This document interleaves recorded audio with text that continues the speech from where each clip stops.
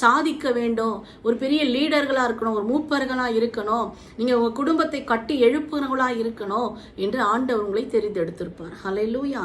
எல்லாருக்கும் அந்த அதிகாரம் கிடைக்காது.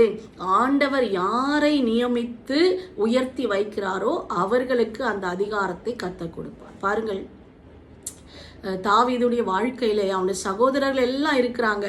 அவங்களுக்கெல்லாம் அந்த அதிகாரம் போல, அந்த அபிஷேகம் போல கரெக்டா தாவீது வந்து நின்ன உடனே ஆண்டவர் சொல்றாரு, இவன் தான், நீ இவனை எழுந்து அபிஷேகம் பண்ணு. ஹல்லேலூயா.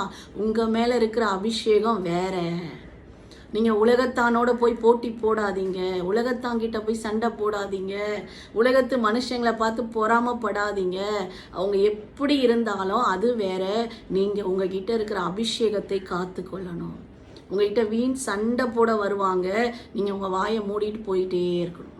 ஏன்னா உங்களுக்குள்ளே இருக்கிற அபிஷேகம் வேற. கர்த்தர் உன்னை தன்னை போல படைத்திருக்கிறார், தன் சாயலில படைச்சிருக்கிறார். ஆதாம ஏவாளி ஆண்டவர் சொல்றார், ஆதாமே நீ என் போல என்னை சாயலே நான் உன்னை படைச்சிருக்கிறேன். ஹல்லேலூயா.